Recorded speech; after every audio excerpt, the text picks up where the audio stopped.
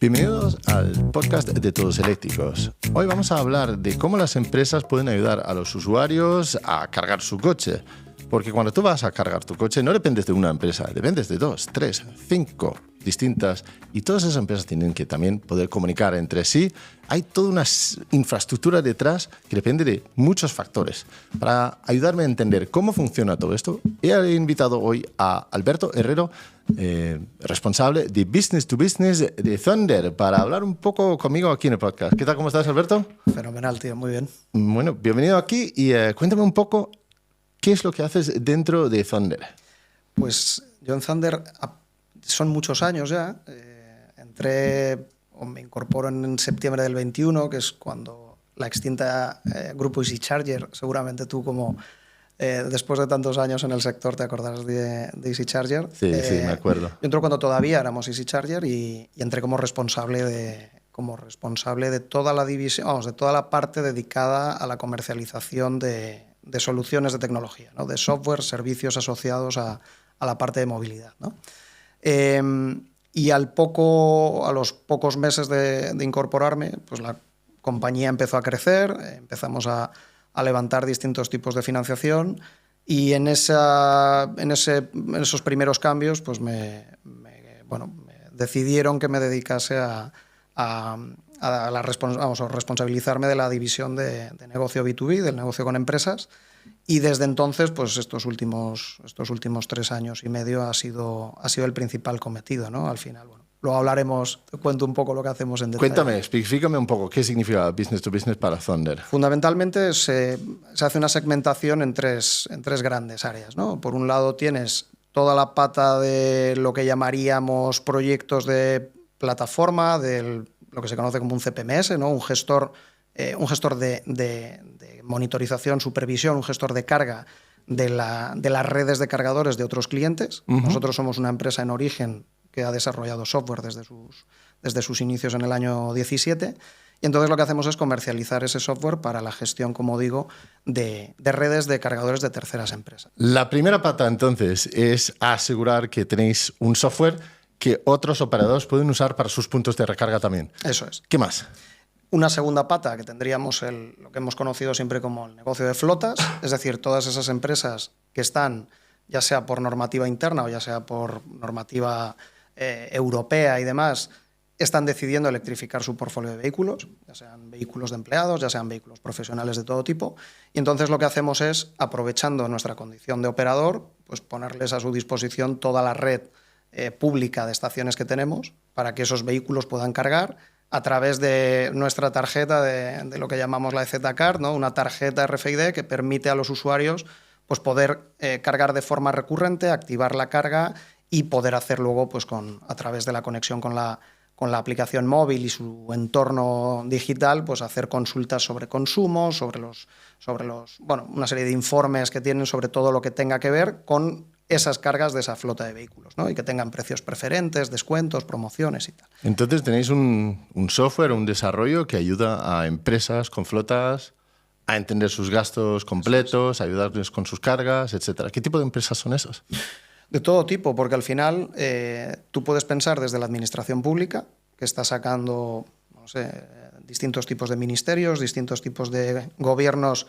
En España, como tienes tantas segmentaciones regionales, municipales, locales y demás, pues al final tienes mucho gobierno y mucha administración pública, ¿no? Entonces, administración pública con vehículos propios de empresa, de uso profesional, y luego compañías pues desde asociaciones de taxis o cooperativas de taxis, empresas de VTC, empresas de reparto de última milla, tienes empresas de carácter logístico, entornos industriales, cualquier tipo de multinacional que tenga distintas divisiones subsidiarias, distintas sedes donde tengan vehículos, ya sean pues furgonetas de reparto o para hacer ciertas acciones en terrenos, si se dedican a obras o si se dedican a cualquier otro tipo de actividad, o a la distribución de alimentación, por ejemplo. Es muy habitual encontrarnos con empresas que están electrificando ese segmento de vehículo corto, esos vehículos rígidos que se dedican a hacer repartos en grandes ciudades y demás. Entonces, todo ese tipo de compañías, desde los recorridos más cortos hasta recorridos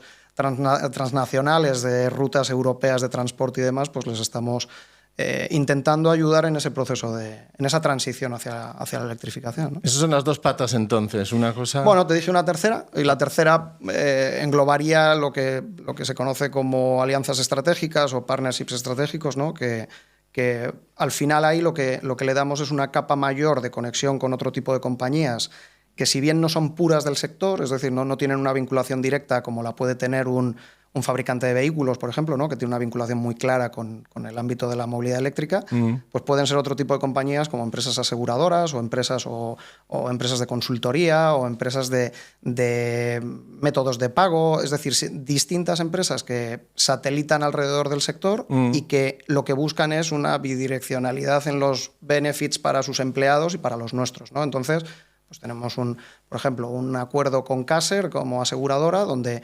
decidimos diseñar un seguro de sustitución del vehículo, que en el caso de que tú, como usuario de vehículo eléctrico, pues la sustitución, lógicamente, te den un vehículo eléctrico en esa sustitución. Muy bien, sí, sí. Cosa que hasta hace relativamente poco, pues lo habitual, y en otras compañías aseguradoras, lo habitual es que, y no por ser habitual, es lo recomendable, tú vas con tu vehículo eléctrico y te dan un vehículo de combustión. Entonces, te dan el coche que tengan, lo correcto. que sea. Entonces, lo que se decidió es, por ejemplo, en esa colaboración, pues crear ese seguro de tal forma que se garantice el hecho de que el eléctrico sustituya. No es ninguna tontería, porque algunos dependemos del coche eléctrico, por ejemplo, para entrar en zonas ZBE o para aparcar en la vía pública, y si de repente tenemos un coche de sustitución que no nos permite eso, pues tenemos un problema, ¿no? Exacto. ¿Y dónde entra Thunder en eso? Entre el vehículo y la empresa aseguradora, ¿qué tiene Thunder que ver con eso?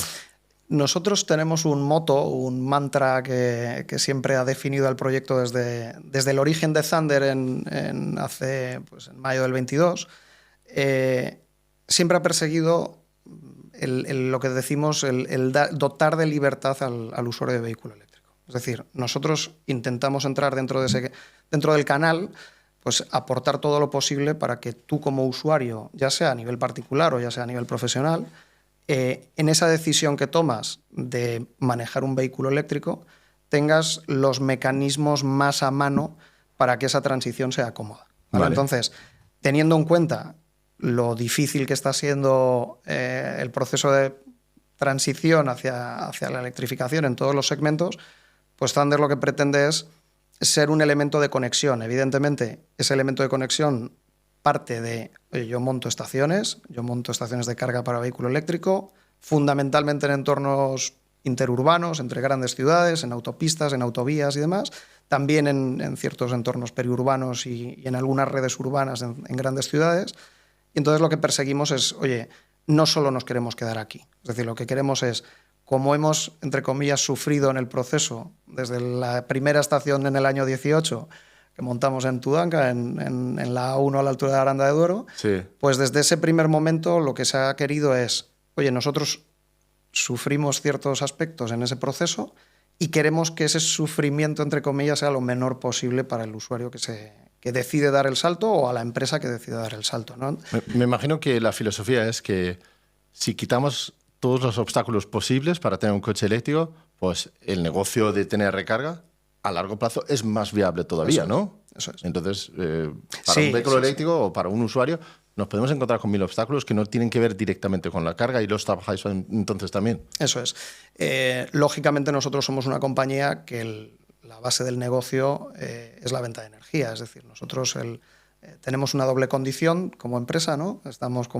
Somos ese CPO, lo que llaman un CPO, ¿no? un operador de carga, y lógicamente en esa división, que es la más reconocible de Thunder también, creo, por lo menos en el ámbito de la movilidad, pues nuestro objetivo fundamental es que cuanta más energía se venda en las estaciones, pues lógicamente antes conseguiremos hacer rentables esas inversiones que hemos hecho, ¿no?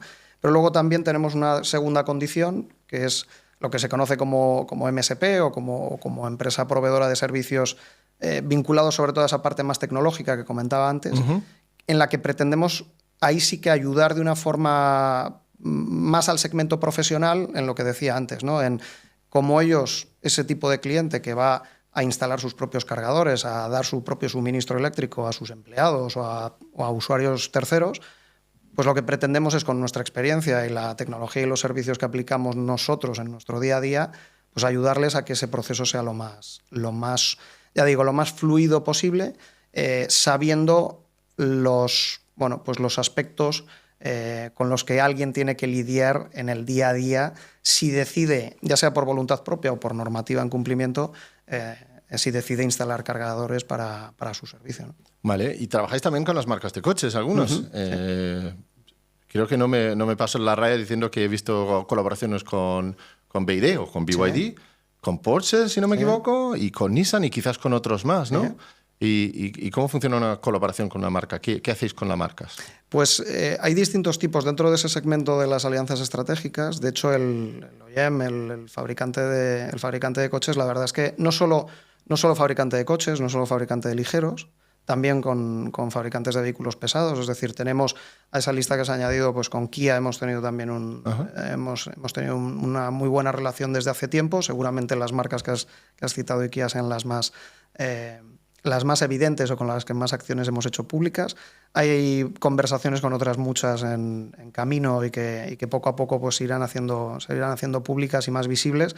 Y luego tienes todo ese segmento de vehículo pesado, de todos fabricantes de camiones fundamentalmente, que están en una situación quizás algo más atrasada todavía en ese proceso de electrificación, por motivos fundamentalmente de costes.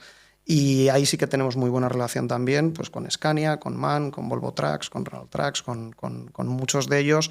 Son casi todos ya, entonces. Prácticamente, sí, sobre todo en el segmento del vehículo profesional tenemos mucha relación y muy buena, porque además luego toda la relación con la cadena de concesionarias que tienen cada uno y demás es muy fluida, ¿no? Me imagino también en el transporte pesado depende mucho más de la carga rápida en ruta, ¿no? Porque un camión carga siempre en carga rápida, sí. ¿no? Siempre. Bueno, o casi siempre al menos, es decir... Bueno, pero un tipo 2 en un camión, pues 3 días para llenarlo, 3 días para que sirva, tampoco, sí, sobre ¿no? todo si no tenemos, al final, nosotros lo que tenemos, lo que ya hemos analizado en estos años, es que el segmento profesional es muy diferente, sobre todo en la urgencia de tiempos con respecto al particular, ¿no? ¿A qué te refieres ahí? Históricamente siempre se ha dicho, por ejemplo, pues de la ansiedad que tiene el usuario de saber si va a llegar o no a destino por el tema de la batería, ¿no? O de la autonomía del vehículo y demás. Claro, tú tienes que pensar que un usuario particular, pues no es lo mismo, yo siempre pongo un ejemplo que es, no es lo mismo que tú salgas un fin de semana y vayas a la montaña o a la playa y puedas llegar tarde o puedas tener un contratiempo y eso, llegar con cierto tiempo de retraso, o puedas dedicar algo más de tiempo a la recarga. Ahí te lo puedes, entre comillas, aunque sea una molestia, te lo podrías permitir en caso de que hubiera algún tipo de incidencia. Lo que ocurre con el transporte profesional es que ese tipo de incidencias no pueden ocurrir. Es decir, aquí ya encuentras una situación en la que, sobre todo en el transporte pesado, en el transporte de larga distancia, la mercancía tiene que llegar a destino en una hora determinada, y además, si no lo hace, pues en muchos casos hay sanciones detrás, ¿no? Entonces, por eso decía que nosotros controlamos, es decir, entendemos o hemos experimentado durante este tiempo de la mano con los clientes y con los fabricantes pues su experiencia real, ¿no? Es decir, no es lo mismo dotar de esa libertad a un usuario con la apuesta que hacemos nosotros desde, oye, te entrego mucha potencia, te entrego estaciones cómodas o lo más cómodas posible, sino que además al profesional le digo, oye, tú tienes que cumplir unos tiempos y tus recargas, y además, pues en el caso de los transportistas, pues tienen paradas determinadas, tienen un 15+30, tienen está 45. Todo mucho más calculado, eso, ¿no? Eso es, va todo al milímetro, al segundo, y por lo tanto es una cuestión, si ya lo es todo, ¿no? Una cuestión de costes, pero en ese caso es mucho más cerrado y mucho más ajustado a ese coste, ¿no? Entonces, con toda esa experiencia intentamos dotar de un apoyo real a todo el ecosistema, ya sea del fabricante o sea del cliente, ¿no? Entonces, si un centro logístico, por ejemplo, quería trabajar con vosotros ayudáis en instalar cargadores en sus instalaciones y darle el software para todo eso. ¿Eso es parte del negocio también? Hay una parte importante en ese lado. Cuando nosotros hablamos de... Antes me preguntabas cómo participamos en el sector o cómo ayudamos, ¿no? Nosotros en esa parte generalmente trabajamos con un pool de proveedores muy extenso, es decir, trabajamos con muchas empresas de instalación que al mismo tiempo nos están dando servicio o bien a nosotros, porque nos hacen las obras de instalación y mantenimiento de nuestras estaciones, o bien conseguimos que ese canal, esas empresas que pertenecen al canal, tengan su propio negocio. Cuando yo, por ejemplo, si hablo con una empresa de logística que quiere montar un hub en sus instalaciones, yo lo que puedo hablar es con empresas de instalación, mantenimiento y demás, decir, oye, aquí hay una posibilidad de hacer este proyecto para este cliente, ¿vale? Es decir, nosotros en ese tipo de entornos, generalmente, por tamaño y por foco, intentamos no ir directamente a ese tipo de clientes. Es decir, a mí si una empresa de logística grande en su campa me dice que tiene que montar un proyecto, seguramente por coste es más interesante que lo hagan, que lo monten ellos mismos y que nosotros les podamos facilitar el proyecto per se, ¿no? Es decir, oye, yo te lo ejecuto y te lo gestiono vía software y te doy servicios de atención al cliente, de monitorización postventa, de soporte técnico y demás, ¿no? Pero sobre todo por eso, porque al final el vehículo o el transporte profesional va a tener dos tipos de carga, ¿no? La carga en campa y la carga interurbana. Nosotros el foco fundamental lo tenemos en el interurbano, ¿no? Es decir, si imagínate que tienes una empresa que hace una ruta comercial Madrid-Barcelona. Sí, ahí clarísimamente en medio camino estáis vosotros. Exacto. Entonces ahí es, oye, tú puedes cargar y está demostrado que van a coexistir los dos entornos, ¿no? Es decir, va a haber empresas que van a tener que hacer recargas en sus campas, que además van a aprovechar en muchos casos pues, la nocturnidad en caso de que hagan rutas en el día. Y entonces ahí pueden no necesitar esa carga ultra rápida, ¿no? que nosotros dotamos en interurbano, pero en interurbano van a parar un máximo de 45 minutos. Entonces ahí sí necesitan esos 400 kilovatios mantenidos durante los 40 minutos de parada, ¿no? para poder llegar a destino en tiempo y forma. Claro, pero incluso en un centro logístico tienes varios camiones y los camiones pueden llevar 600 kilovatios hora de batería o 300, muchísimo más que un coche, ¿no? Incluso así, para cargar eso será un reto también para la empresa. Necesita bastante potencia para cargarlo. Es un escenario interesante o que siempre suele salir en mesas de debate, porque hay mucha diferencia de criterio en base a... Inicialmente se pensaba que el ámbito logístico iba a cargar en campa prácticamente de forma total. Es decir, o bien en A o bien en B, ¿no? O bien en origen o bien en destino. Vale. Por lo tanto, si tú tienes un trayecto A-B, dices, bueno, pues yo pongo un hub de carga de alta potencia en A y cuando salgo ya salgo cargado, o en B y cuando llego a destino a dejar mi carga, cargo allí. Eso tiene sentido, pero la duda razonable que existe alrededor de esa conversación es, ¿va a existir la posibilidad a nivel de suministro eléctrico de poder hacer ese hub en ese punto A o en ese punto B?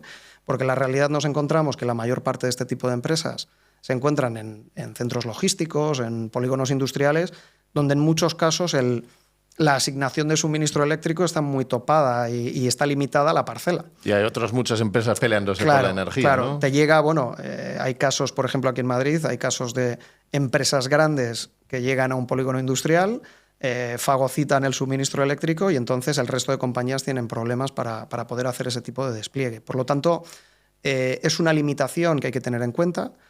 Nosotros, en nuestro caso, seguimos, ya digo, apostando por un perfil interurbano en el cual pues dé esa alternativa de en puntos intermedios de esas rutas, ojo, ya sean rutas, he dicho Madrid-Barcelona, pero puede ser una ruta desde Algeciras a Varsovia, es decir, nosotros al final estamos haciendo, el operador lo estamos desplegando, las estaciones las estamos desplegando en Portugal, en España, en Francia y en Bélgica, y por lo tanto, pues creamos ahí una red desde el sur de la península ibérica hasta prácticamente el norte de Europa, pues intentamos dotar de ese corredor que, lógicamente, o bien con nuestras propias estaciones o bien con el famoso roaming o la interoperabilidad con otros operadores, pues permitimos que el conductor tenga alternativas para cargar en carretera, ¿no? Y la interoperabilidad también es es parte de lo que trabajas también dentro de Zonda con otras empresas. Sí. ¿Qué tal va eso? ¿Cómo funciona eso? Pues yo yo intento ser crítico. Creo que por ejemplo, tu figura como comunicador es muy importante a la hora de trasladar a la opinión pública. Es decir, me parece que este programa está muy bien en el sentido de dotar de información lo más veraz posible a la opinión pública. Y en ese sentido, yo cuando se habla de roaming y cuando se habla de la interoperabilidad que hablamos en el sector, hay hay que ser consciente de que estamos en un momento que es plenamente necesario, es decir, el roaming entendido como el de los teléfonos, ¿no? El de yo vuelo a Ámsterdam y quito el modo avión cuando llego y yo no pago un extra por hablar por teléfono en Ámsterdam, ¿no? Simplemente pues tengo mi contrato Funciona en España. de forma mágica. Exactamente. Bueno, esa magia es lo que todavía estamos relativamente cerca de conseguirla, pero todavía Pero no hay cierta lejanía. Eso es. ¿Por qué? Porque fundamentalmente tú ahora estás permitiendo al usuario cargar en nuestro caso, con esta tarjeta que mencionaba antes, con la EZ Card, y esa tarjeta te permite cargar en mis estaciones y en las estaciones de los demás operadores. Además, tenemos cientos de miles de puntos de recarga interoperados en Europa. Son más de 200 operadores los que tenemos gestionados y mapeamos el mapa europeo por completo. Es decir, tú puedes ir saltando de estación en estación con nuestra tarjeta y no tienes ningún tipo de problema. Ahora bien, lo que sucede es que todavía tenemos que hacer un esfuerzo entre los operadores para que ese coste sea el mismo si tú cargas en mis estaciones o si cargas en las estaciones de los demás. Es decir, conseguir que el roaming sea como el roaming de los teléfonos. Pero actualmente, como usuario, ya te digo yo que no es así actualmente, ¿no? Correcto. A veces puedo encontrar con precios que casi duplican si utilizo la tarjeta equivocada en un cargador, ¿no? Estamos en el momento de... Hay que echar un poco la vista atrás, pero hace no mucho tiempo existían, cuando ibas al extranjero, en ese caso que he puesto de volar a Ámsterdam, había un establecimiento de llamadas, si recuerdas, pagabas 2 euros por establecimiento de llamada, pagabas a 80 céntimos el minuto, ese tipo de cosas. Sí, dímelo rápidamente, que estoy en Ámsterdam. Exactamente, es eso. Me voy a estar 2 días con el teléfono apagado porque no quiero... No, solamente puedo recibir emails, pero sin que haya ningún adjunto, porque si no me cuesta una fortuna descargar el PDF. Eso es. Y esa realidad, te paras a pensar, y como todo en el ámbito de la tecnología, realmente es de hace nada, es decir, eso es de unos años para acá. Sí, 5 años, alguna cosa así, no estamos hablando de muchos años. ¿no? Lo que sucede ahora es eso, que tú te olvidas. Tú llegas a destino, te olvidas y puedes hablar, puedes tener videoconferencias, puedes hacer lo que quieras y no tienes un miedo de un sobrecoste, ¿no? Entonces, en eso estamos trabajando, creo que todos los operadores, es decir, el hecho de que se creen pues Auru en nuestro caso, que participemos en la asociación, o Spark Alliance, o este tipo de asociaciones europeas, entre empresas. Tipo de alianzas, exacto. Lo que están persiguiendo es eso, ¿no? El decir, oye, vamos a intentar unificar criterios. Si realmente no me gusta lo de democratizar, pero si queremos algo similar o universalizar o globalizar el acceso, al usuario final se lo tienes que poner sencillo, ¿no? Y ese es el principal punto de partida. Sí, porque hay mucha gente que critica y dice, pues yo llego ahí y de repente cargo un Thunder, pero con mi tarjeta de otro operador y me están clavando no sé cuánto.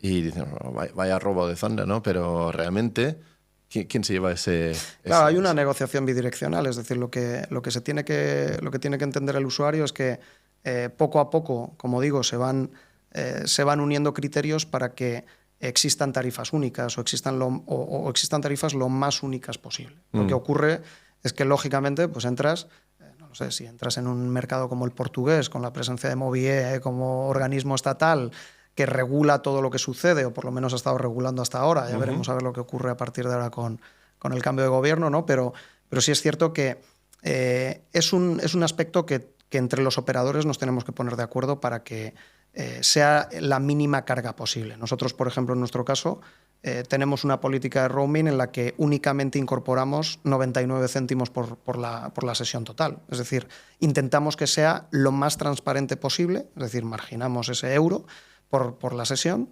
pero en toda la sesión el resto del coste es un precio que está fijando el operador que te está dando la carga en esa estación, ¿no? A ver, si yo voy con mi tarjeta, el Easy Card, y cargo en otro operador, vosotros cobráis 1 euro por la carga y lo demás es lo que cobra el operador. Nosotros ponemos 99 céntimos por sesión. A partir de ahí es el acuerdo al que hemos llegado y que aquí ya cada operador tiene sus intereses. Es decir, no todos los operadores les interesa, por ejemplo, interoperar con redes donde exista cargadores, por ejemplo, operadores que están dedicados a potencias elevadas, a carga en corriente continua, pues no tienen mucho interés en que aparezca corriente alterna en sus mapas, por ejemplo, ¿no? Y entonces dicen, oye, yo solamente voy a un segmento de, no lo sé, pues me vienen operadores que trabajan solamente con estaciones para camiones, pues no les interesará interoperar con operadores que tienen cargadores en 7,4, ¿no? Es decir, vale.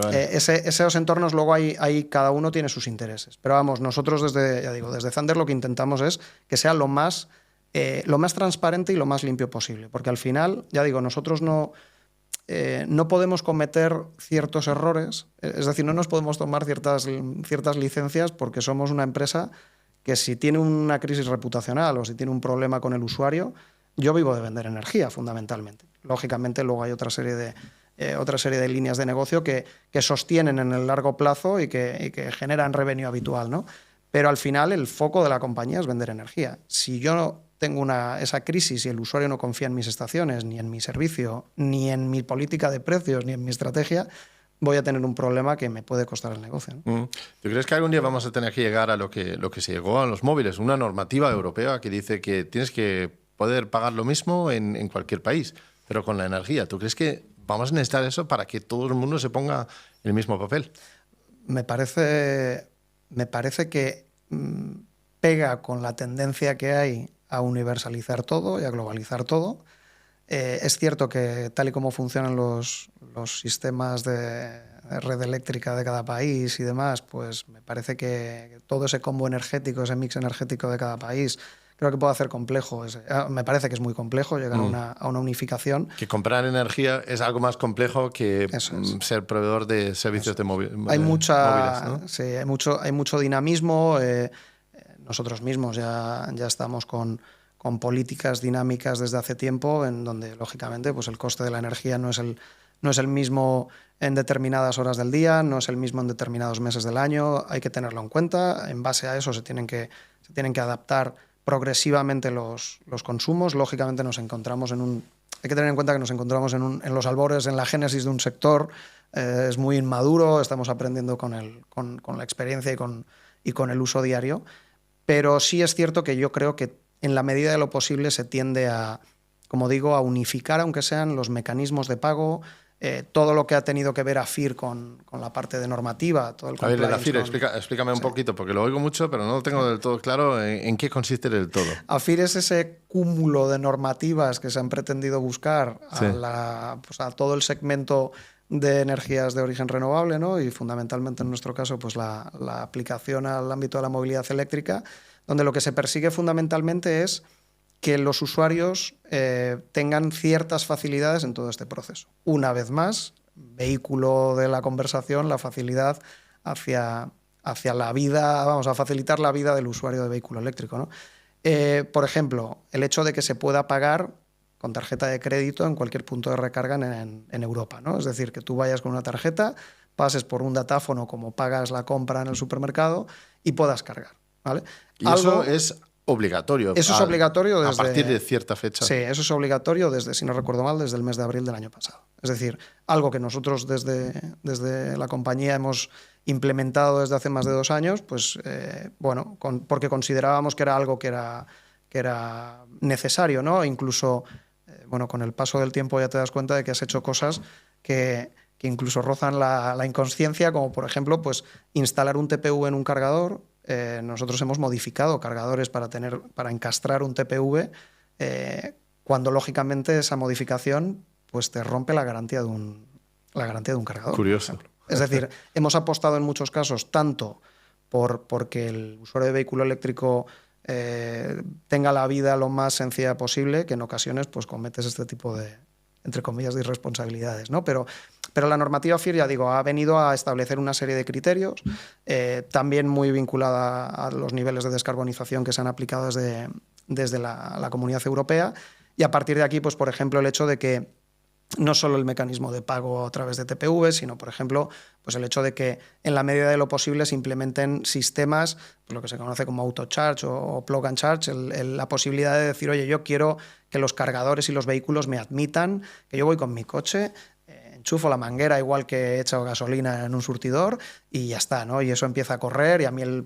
el sistema me identifica y no tengo que hacer otra cosa, ¿no? Es decir, al final es eso, es meter una serie de mecanismos que vayan en línea con esa estrategia de descarbonización de la Unión, y a partir de ahí ya digo que al final, a fin de cuentas, es que tú en el día a día no pierdas el tiempo en un proceso de recarga que hasta la fecha, pues lógicamente te estás comparando con el tiempo que dedicas a echar gasolina o otro combustible, ¿no? Me parece curioso que desde ya más de un año ya es obligatorio montar TPVs en estaciones nuevas, ¿no? Sí. En las estaciones antiguas hay que también modificarlos. Hay que adaptar, si no recuerdo mal, hay que hacer una adaptación global, ¿eh? Es decir, progresivamente se hace ese cambio de parque porque es lógico, es decir, porque por eso decía antes, todo lo que tú puedas universalizar, todo lo que tú puedas normalizar, entendiéndose como normalización, la vida diaria de un usuario en cualquier tipo de segmento de actividad, es decir, tú vas a un bar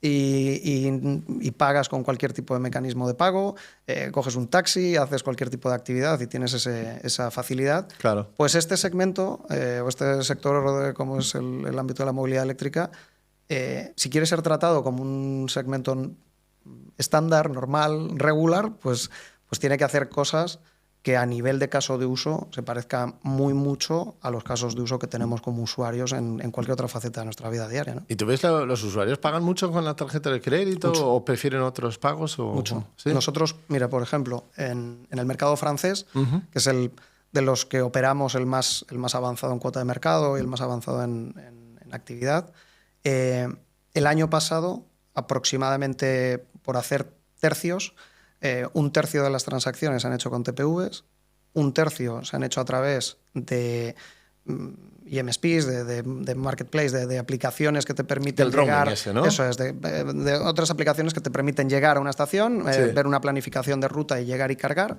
y el otro 30, pues de otro tipo de...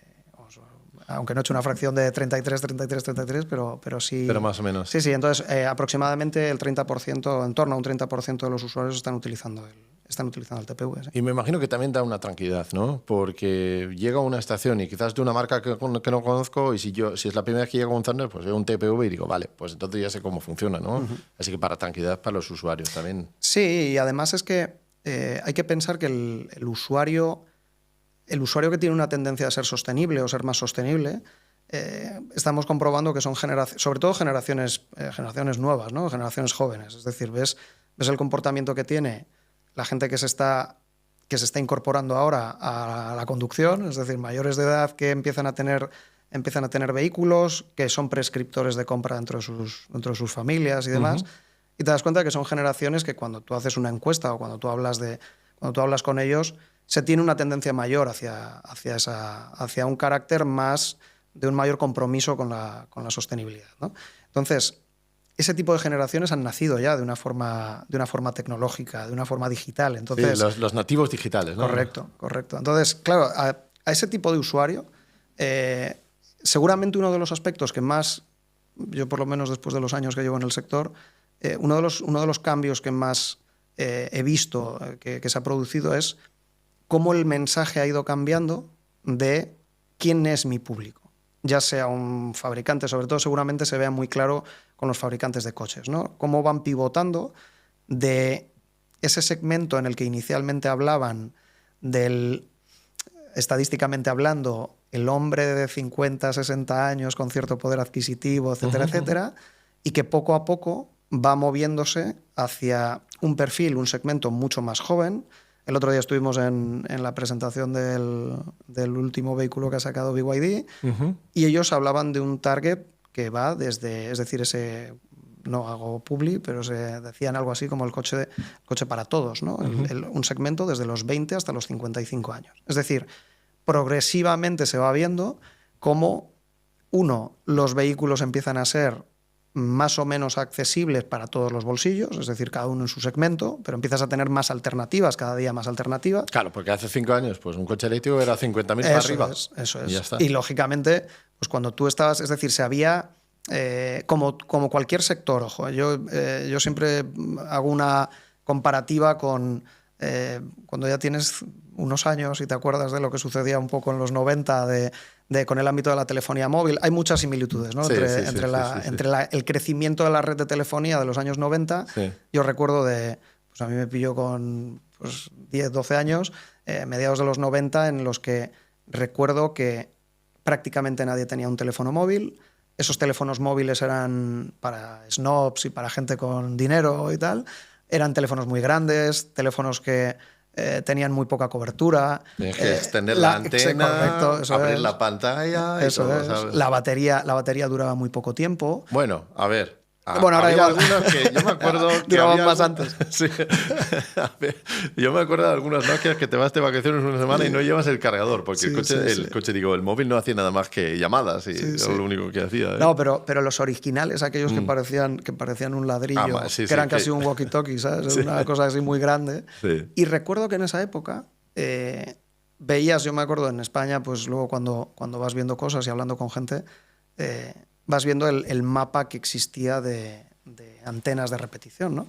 Y decías, y yo entiendo que la gente que ya pues, trabajaba en esa época en ese despliegue diría, bueno, estamos creando una malla de antenas para que cuando lleguen masivamente los teléfonos móviles la red esté preparada, ¿no? Entonces yo creo que estamos un poco en ese momento de sector, estamos en un momento... Que es lo mismo. Es exactamente, es muy parecido, es muy parecido, es muy parecido. Es decir, y al final tienes los mismos mantras y las mismas ideas preconcebidas, que es, oye, el móvil era caro. No nos olvidemos que el móvil en los años 90 era caro, no tenía batería, no tenía autonomía, sobre todo autonomía a nivel de cobertura. Cuando ibas al pueblo? Eso es, no tenías cobertura, porque recuerdo, hay un anuncio de Telefónica, yo creo que eran los inicios de Movistar, que estará por ahí en YouTube y tal, que el foco principal del anuncio, recuerdo que era una persona, creo recordar, que iba en una barca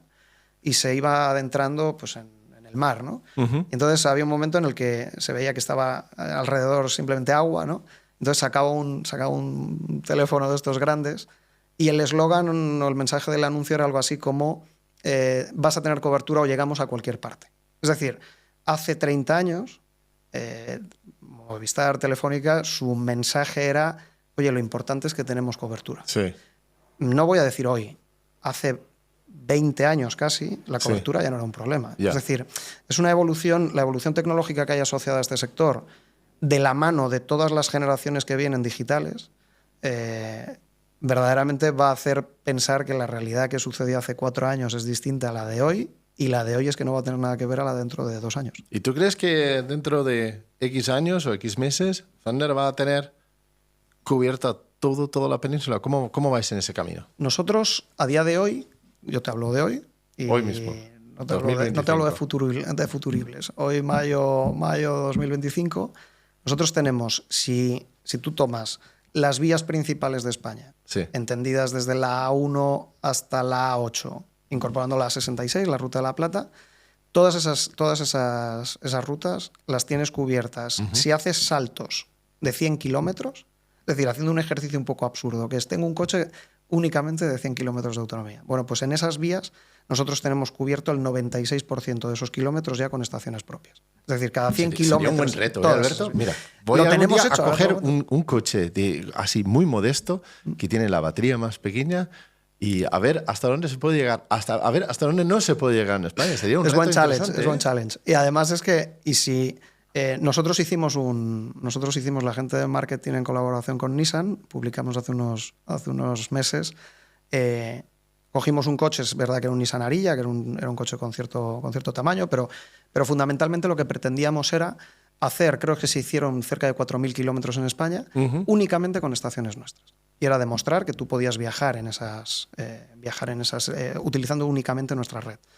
Nosotros, ya lo que decíamos antes, estamos animando no solo a utilizar nuestra red, fundamentalmente en nuestra red, pero hay mucho trabajo de muchos operadores que están trabajando en esa línea, ¿no? Que están trabajando en, oye, vamos a mallar esto, vamos a construir el sector.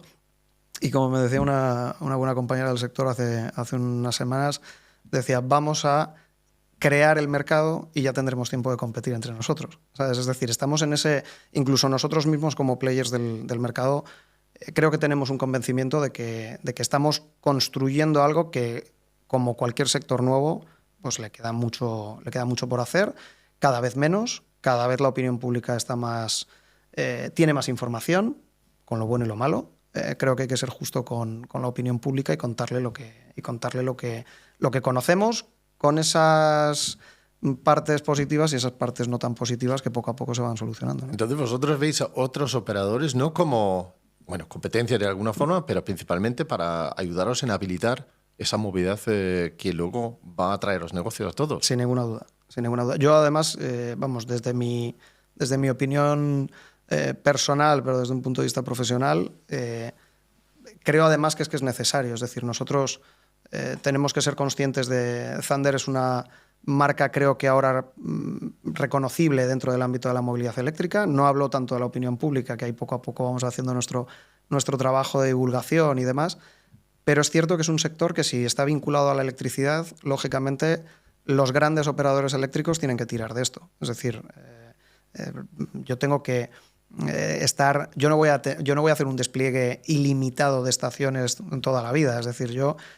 pues ahora mismo tenemos 185 estaciones operativas, pues tendremos aproximadamente, entiendo, más o menos, pues entre 300 y 400 en los próximos años, y lógicamente es posible que acabemos ahí. Es decir, nosotros crearemos una red que está estimada en eso, ¿no? Entre 300 y 400 estaciones en esos 4 países que mencionaba antes. ¿Qué ocurre? ¿Es España, Portugal, España, Francia y Bélgica. Es decir, esos van a ser los 4 inicialmente, los cuatro territorios donde vamos a tener presencialidad con estaciones, entendiendo una estación como un hub de carga, ¿no? Pero lógicamente nosotros tenemos, como en cualquier sector grande, en el mundo de las petroleras, pues lógicamente en España, por ejemplo, pues han tirado Repsol como líder en número de despliegue y luego pues la extinta Cepsa, ¿no? Moeve ahora. Y lógicamente pues las 4.000 o cerca de 4.000 estaciones de Repsol, las 1.800 más las 200 de Valenoil ahora en Moeve y tal, pues lógicamente esos han sido los... Entiendo que cuando Plenoil o Valenoil montaron sus proyectos, en ese momento pensaron que lógicamente eran sectores, ya eran mucho más maduros, pero los había liderado alguien grande, ¿no? En este caso yo de verdad soy totalmente consciente de que nos tenemos que apalancar en una muy buena imagen trasladada por los grandes operadores, donde también están las petroleras de forma muy activa, y que si ellos hacen las cosas bien, todos los demás nos va a ir mejor. Yo, cuando la gente se incorpora a la compañía, siempre hago un llamado a lo que... No sé si has visto una película que se llama Una mente maravillosa. Sí, claro que sí. Con Russell Crowe. En esa película se habla del equilibrio de Nash. Sí. Hace de John Nash en el papel, ¿no? Y básicamente el equilibrio de Nash lo que viene a decir es que hasta Adam Smith decía que únicamente lo que tenías que conseguir en una organización era el beneficio común, ¿no? El beneficio del grupo. Y lo que incorporaba Nash era, oye, se tiene que conseguir el equilibrio del grupo, pero también el equilibrio particular. Es decir, solamente si tú en un sector, si a mí me fuera bien como Thunder y le fuera mal a Iberdrola, le fuera mal a Repsol, le fuera mal a Moeve y le fuera mal a los demás, a largo plazo me va a ir mal. Entonces, aquí tiene que subir la marea para levantar todos los barcos. Exactamente, ¿no? Es buen ejemplo, mucho más gráfico. Y sí, es esa idea de cooperación, de colaboración. Ojo, y no lo digo desde un punto de vista romántico de quiero que la gente se vaya a cargar a las estaciones de la competencia. No, yo quiero hacer las cosas bien para que la gente venga a mis estaciones. Sí. Pero tengo plenamente, creo que hay un convencimiento de empresa desde el primer momento de que somos un proyecto creo que con cierta humildad en origen. Somos palentinos de origen. Entiendo que eso también nos dota de un punto de entender.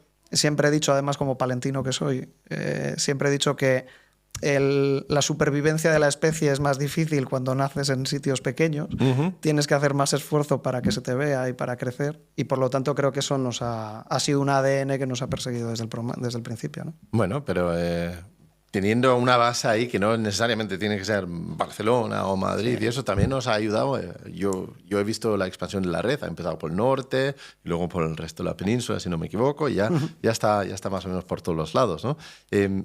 Esa cooperación con otros operadores, ¿lo ayudáis directamente con el software vuestro que proporciona varios servicios a otros operadores, ¿no? Lo que mencionaste al principio. ¿Por qué iban a trabajar con vosotros? ¿Qué es lo que puede aportar Thunder en una red de, yo qué sé, de un operador grande. No quiero decir un nombre específico para no excluir ni incluir nadie, pero alguien que tiene estaciones de servicio por toda la península, porque iba a usar algo de software vuestro. Nos ha pasado en casos ya donde básicamente lo que nos trasladan es que somos un player nacido por y para esto. Es decir, los orígenes vienen de nuestro CEO Daniel, es usuario de vehículo eléctrico desde hace más de una década, se ha encontrado con todas las fases existentes hasta ahora en la realidad de la movilidad eléctrica en España, y como cuando te cuentan en las escuelas de negocios que un emprendedor tenía una idea y esa idea se la llevó a ser su negocio y tal, pues es lo que ha sucedido, ¿no? ¿Qué pasa con eso? Que hay muchas compañías que, a pesar de que en el foco incluso interurbano o en el foco de operador podamos competir con ellos, hay empresas que nos están confiando la gestión de sus activos o el mantenimiento postventa o el soporte técnico en remoto, precisamente porque conocen la experiencia de usuario que le damos nosotros a nuestros usuarios en nuestras estaciones, y por lo tanto el valor fundamental de lo que añade Thunder es la experiencia del usuario al final. Yo siempre clasifico a las empresas de desarrollo de software en tres tipos, ¿no? Vale. Por un lado, para que se entienda de forma lo más visual posible, una empresa que desarrolla software, por ejemplo, es alguien que te vende un antivirus para el ordenador. Vale. Entonces te dan un CD y en ese CD pues entran 10 funcionalidades. Aquí nos van a poner edad, ¿eh? Cuando hablas de CDs antivirus, y antivirus, sí, y no, sí, ¿qué es esto? Es verdad. El formato da igual, que se lo descarguen. Pues al final ese tipo de funcionalidades están topadas, ¿no? Oye, mi software hace estas 10 cosas. Y ese sería el primer fabricante de software, ¿no? Un software que está cerrado, ¿no? Paquetizado. Vale. Luego existiría un segundo tipo de empresa de software, que es aquella que desarrolla ad hoc, que desarrolla personalizado, que hace customizaciones, que se sienta con el cliente y dice, oye, ¿qué necesitas integrar? ¿Necesitas que esto lo conecte con un sistema tuyo de no sé qué? Bueno, pues ese sería el segundo tipo, ¿no? Como un Salesforce, ¿eh? Exacto. Te haces una integración de no sé qué y tu base de datos, tu clientes, tu historia, y tal cual, ¿no? Algo a medida, ¿no? Sí. El sastre a medida y tal. Entonces, esos serían seguramente los dos principales tipos, haciendo una reducción al absurdo, ¿no? Vale.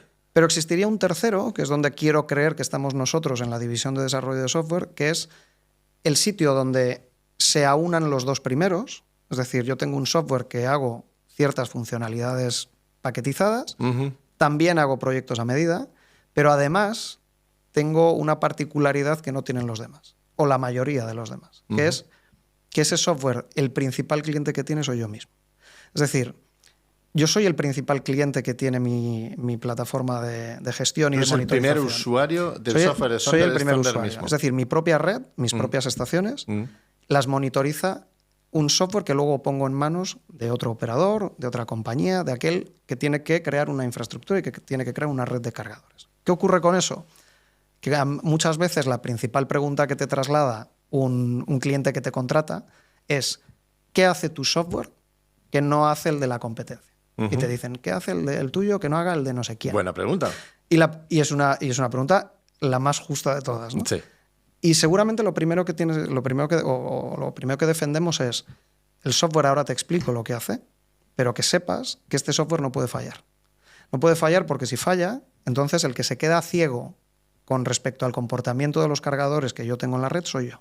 Por lo tanto, la preocupación que tenemos a la hora de asegurar y garantizar que cuando un cliente mío está monitorizando su red de cargadores, está atendiendo a lo que sucede en tiempo real, analiza las transacciones que suceden dentro de los cargadores que tiene, ya sea un CPO, ya sea un ayuntamiento, ya sea una diputación, ya sea una empresa que tiene varias sedes en distintos países, es decir, alguien que se tiene que asegurar de que los cargadores funcionan, de que los usuarios pueden cargar, de que están pagando, de que las transacciones llegan bien.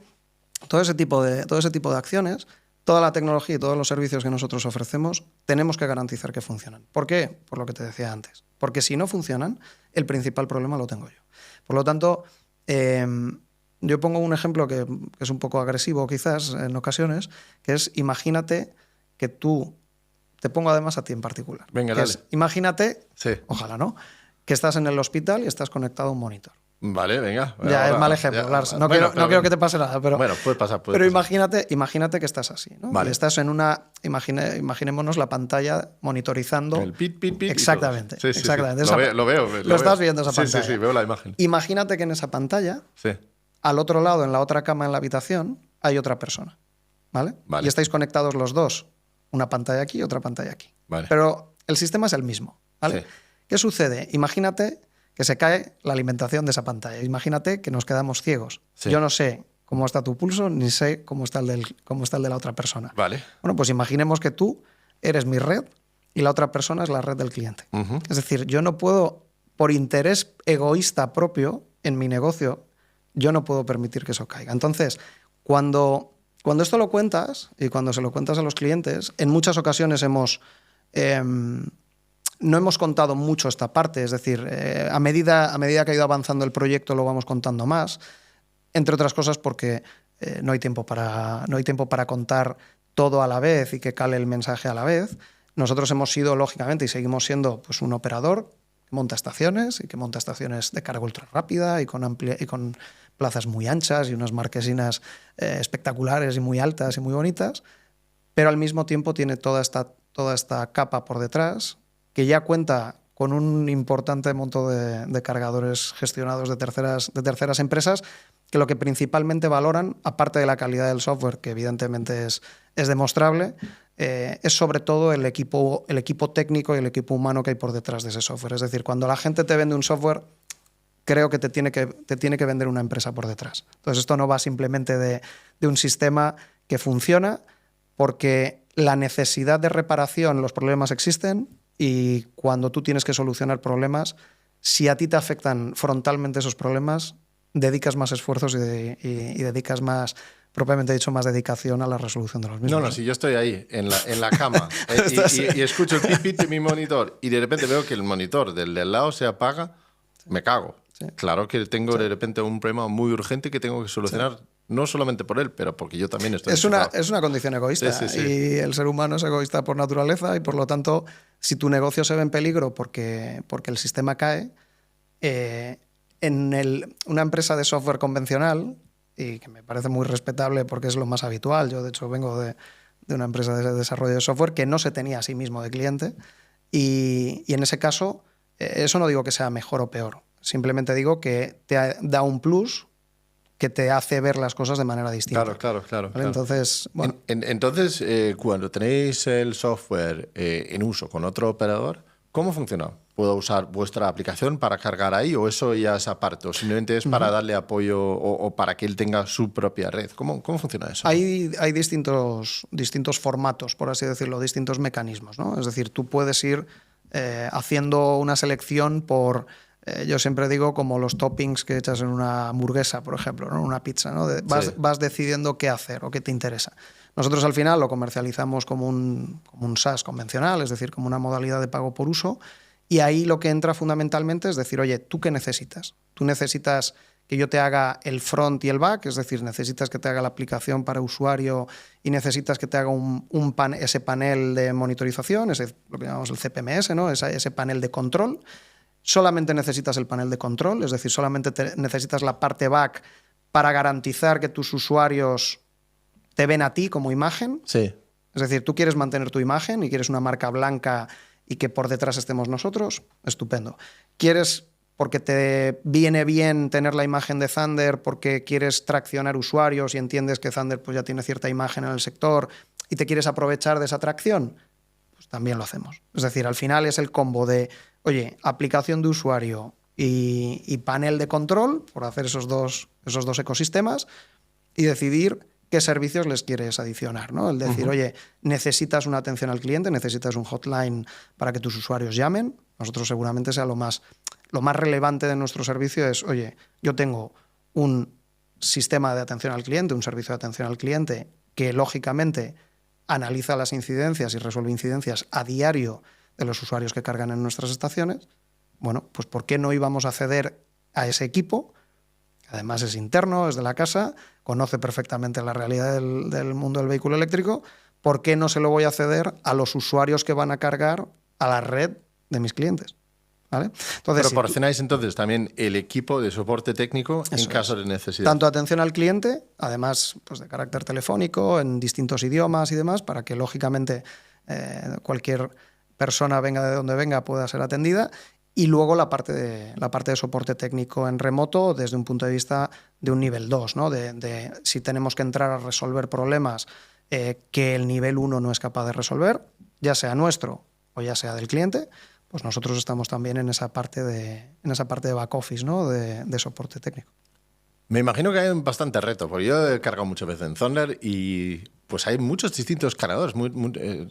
El cargador en sí viene de distintos fabricantes, ¿no? Y será un reto, que no todos funcionan igual, no todos comunican igual, algunos tienen pantalla, algunos tienen otro tipo de pantalla, botones y todo eso, ¿no? Sí. Habrá que integrar todo eso también y será un reto también. Probablemente lo más complejo es el hecho de, nosotros decimos que hacemos, es cierto, no es que lo digas por decir, sino que hacemos todo lo que tenga que ver con software lo hacemos lo más agnóstico posible al hardware. Ese hardware puede ser el propio cargador, puede ser sistemas de almacenamiento de energía, puede ser un sistema de un terminal punto de venta, un sistema de pago. Al final lo que pretendemos es, por necesidad primero, es decir, por necesidad de nuestro propio negocio, porque lógicamente, tú bien sabes, en nuestras estaciones hay cargadores de distintos fabricantes. Claro. Lo comentabas ahora. Claro, aunque tú puedes decir, bueno, instalas cargadores de 200 kilovatios, de 400 kilovatios.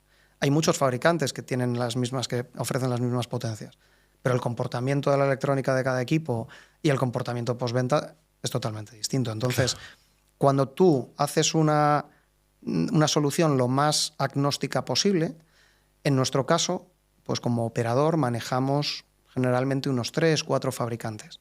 Pero nuestros clientes manejan fabricantes de todo tipo. Entre otras cosas porque nuestros clientes, hay muchos de ellos, por ejemplo, pues, ayuntamientos, parkings, hoteles, es decir, esos sitios donde nosotros no montamos estaciones, pero que les gestionamos la operativa de sus cargadores, donde están poniendo cargadores incluso en corriente alterna de 22 kilovatios, de 11 y tal.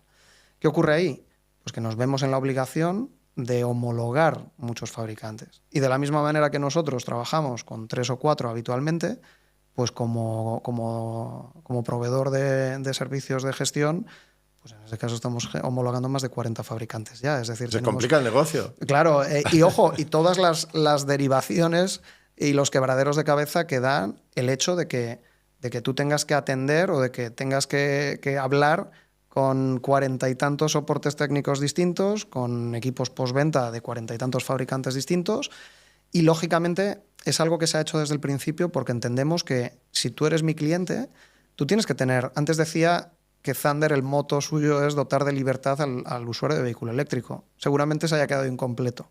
Es como en el equilibrio de Nash. Hay una parte incompleta que es también le estás dando libertad al canal, le estás dando libertad al instalador que vende cargadores, le estás dando libertad al distribuidor que vende distintas marcas, le estás dando libertad al propio cliente que decide adquirir cargadores de...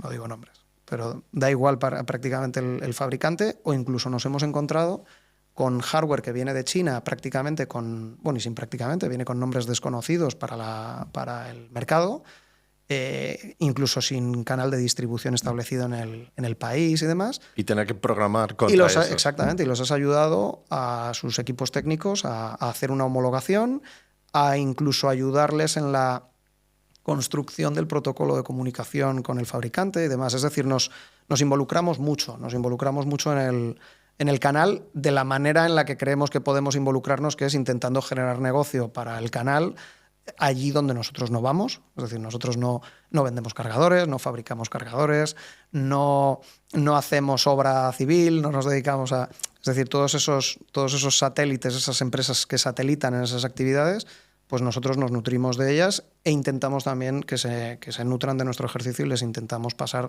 negocio para que lo puedan desarrollar, ¿no? Entonces, como te digo, todo va en línea. Antes hablabas de la competencia, pero en este segmento también, todo va en línea a construir un sector en el que todos tengamos una parte de la tarta y a partir de ahí pues que, como decía antes, que llegue un momento de estabilidad del sector en el que podamos competir todos, ¿no? Oye, volviendo un poco con la colaboración con las marcas de coches. ¿En qué consisten esas colaboraciones? ¿Qué es lo que hacéis con las marcas de coches? ¿Y hay alguna ventaja o beneficio para el usuario final, el comprador del coche, o incluso de flotas, de vehículos así? Hay de todo tipo. ¿Sí? Por ejemplo, antes mencionabas algunas. Generalmente llevan sistemas de navegación. Lógicamente, cada fabricante tiene un sistema de navegación propio en muchos casos. Pero que, aunque pues hay empresas que se dedican a gestionárselos, ¿no? O a la parte tecnológica se la despliegan ellos. Entonces nosotros nos integramos con esos sistemas de tal forma que o bien el fabricante al final lo que quiere, lógicamente, es vender coches, cuanto más mejor, obviamente, y entonces lo que pretende para ello, entre otras cosas, es, de nuevo, facilitarle a su usuario la vida en la carretera, ¿no? Entonces llega a acuerdos con empresas como nosotros para que, obviamente, tengan un mecanismo de carga, ya sea a través de su aplicación o ya sea a través de nuestra aplicación o a través de una tarjeta común, una tarjeta suya, una tarjeta nuestra, de tal forma que el usuario tenga alternativas. Hay fabricantes que deciden pues, que sean su aplicación móvil y su tarjeta la que vaya por delante. Entonces llegan a un acuerdo con nosotros de tal forma que si tú te compras un Kia, un Porsche, un BYD, un Nissan o el coche que sea, que tú tengas, pues cada uno te hace una cosa. Unos fabricantes te dan saldo con la compra, una tarjeta nuestra, por ejemplo, con saldo para las primeras recargas de la vida de tu vehículo, ¿no? Otros lo que están haciendo directamente es conseguir, no te dan saldo, pero sí acuerdan que el precio del kilovatio hora para las recargas pues sea un precio más agresivo o más competitivo, ¿no? que para el resto de PVP, de tarifa pública. Luego tienes colaboraciones de imagen, tienes mucho evento combinado, muchas estrategias de marketing. Nosotros hemos cedido parte de algunas estaciones pues para colaboraciones en imagen, para vinilados de parte de las estaciones, contenido que se muestra en las pantallas de los propios cargadores. Ayudamos también a toda la parte del canal de concesionarias que le están dando mucho peso a la entrega de vehículos para pruebas. Nos hablaban el otro día que hay mucha conversión en venta de aquel usuario al que le dejas un coche eléctrico, algo que hemos hablado muchas veces de si tú conduces un coche eléctrico por primera vez, probablemente no vuelvas a conducir otro, pues ahí hay una conversión muy importante y entonces las marcas fomentan mucho el testing de vehículos, ¿no? De hecho, vamos, tú has manejado muchos, eres voz totalmente acreditada para decir que los fabricantes te dejan coches precisamente para que la opinión pública los vea sus curvas de carga, vea sus comportamientos, vea que realmente se puede viajar, que son cómodos, que no hacen ruido, que digitalmente están muy avanzados, ¿no? Y a veces lo de probar un coche eléctrico no es cuestión de conducirlo media horita, porque sabemos que conducen bien. Hoy en día casi todos los coches modernos conducen bastante bien o más que suficiente para el usuario medio. Pero lo que realmente queremos probar a veces es la experiencia de carga, cómo funciona, Exacto. ¿Qué hago cuando llega un cargador? ¿No? Estamos una colaboración un poco más amplio y una prueba un poco más amplio, ¿no? Exacto. A veces la gente quiere probarlo, saber cómo cargo en mi casa, pero también si hago un viaje, ¿qué hago? ¿No? Sí. Entonces se necesita una colaboración para ayudar al usuario a entender eso. Y es muy importante, por eso te digo que la figura vuestra es importante, los comunicadores que estáis vinculados a este sector y en consonancia con operadores, con todos los players que estamos aquí, operadores, fabricantes de coches y tal, sobre todo porque a la opinión pública le tienes que contar cosas que nosotros en el día a día vemos normales y vemos rutinarias y luego te das cuenta de que lo que para ti es rutinario puede no serlo para alguien en la calle. Es decir, asumimos que todo es sencillo, asumimos que todo es fácil, pero asumimos que todo es sencillo y fácil porque nosotros lo conoces. Hacemos. Claro, pero es un error que cometemos mucho, ¿no? Sí. Que creemos que algo, eso es tan sencillo, pero porque llevamos ya años haciéndolo, pero a alguien le das un coche con un enchufe y dice, ¿y ahora qué? Sí. ¿No? Sí. Me recuerda cuando nació mi hijo hace ya 18 años, y pues, todo las cosas del hospital y eso, y luego llegas a casa y dices, ¿y ahora qué? ¿Y ahora qué pasa? ¿Ahora qué hago? ¿Qué hago? ¿Juego? ¿Le dejo? ¿Sabes? Sí, viene sin... Bueno, ese es más agresivo el caso aún, porque ese viene sin manual. Viene sin manual de instrucciones. Pero la sensación es esa de que, ¿ahora qué hago? ¿Cómo lo hago? ¿no? Me han dicho muchas veces que esto es fácil. Y cuando te toca hacerlo a ti, además puedes... A mí personalmente siempre he sido muy crítico con con el mensaje inicial del sector de vamos a obligar a la gente. Vamos a obligar a la Yo gente. también, Alberto, yo estoy de acuerdo, no hay que obligar. Llevamos muy mal generalmente que alguien te... Aunque sea algo que quieras hacer, cuando alguien te está diciendo que lo tienes que hacer, te molesta. Creo que es instintivo. No, totalmente. El libro que te dan en el colegio porque estás obligado a leerlo, ese libro lo aborreces. Eso es. Igual luego 10 años después lo coges y dices, mira qué buen libro es, ¿no? Sí. Pero si estás obligado a leerlo... Volviendo al ejemplo de los niños, yo con mis hijos me he dado cuenta de que si tú les obligas a comer algo, no lo comen. Y sin embargo, les dejas tiempo, e igual pasan 2 días, y ese mismo plato que no querían porque le estabas obligando, está distraído y se lo come él solo. Es decir, generalmente se maneja muy mal el que alguien te obligue a hacer algo. Y más en una situación que es particularmente delicada, que es, oye, comprarte un vehículo no es una decisión menor. Es un gasto principal de una economía doméstica y, por lo tanto, a la gente le tienes que entender la situación en la que está. Y, por lo tanto, le tienes que contar lo que hay. Por eso digo que es muy importante este tipo de... Cuando me dijiste, oye, vamos a hacer este tipo de colaboración y tal, digo, es fantástico porque no puedes... Es decir, no puedes pretender que la gente es, pero ¿cómo no vas a saber cargar esto si es sencillísimo? Claro. Pues vete con él, pues me siento ahora más tonto. Claro, eso es. Encima es que te sientes mal tú como usuario. Entonces, nosotros en ocasiones lo hemos hecho con el equipo de marketing y comunicación, el acompañar a usuarios, el ir a una estación, el hacer pruebas de concepto, el decir, oye, ¿qué es lo que no funciona? Hacer encuestas, decir, oye, ¿qué no te gusta? ¿Qué no encaja? Nosotros...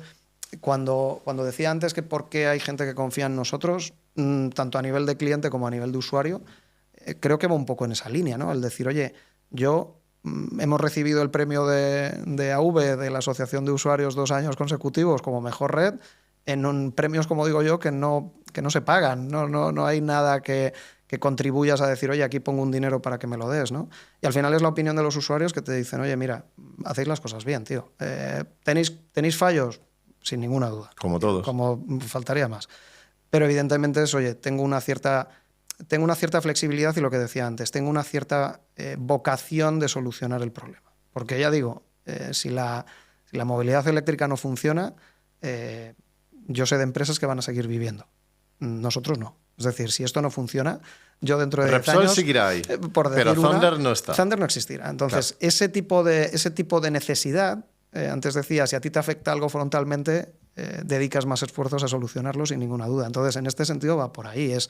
Yo quiero que, yo como principal usuario de la red, quiero que esto funcione bien. Es decir, las broncas que hay en interno cuando algo no funciona en una estación, cuando está una estación sucia, cuando hay algo un cargador que se cae, una comunicación que no funciona, un cliente que está insatisfecho, ese tipo de... Es decir, evidentemente eso la gente no lo va a ver, ¿no? Pero lo sufres en el día a día porque dices, oye, hay una... Ya digo, de nuevo, no es una vinculación romántica, es simplemente el decir, oye, esto tiene que funcionar. Y hay una obligatoriedad de que tiene que funcionar. Mira, entonces, me viene una imagen a la cabeza ahora. Mira, es como cuando haces un sándwich con bacon y huevo, ¿sí? ¿Vale?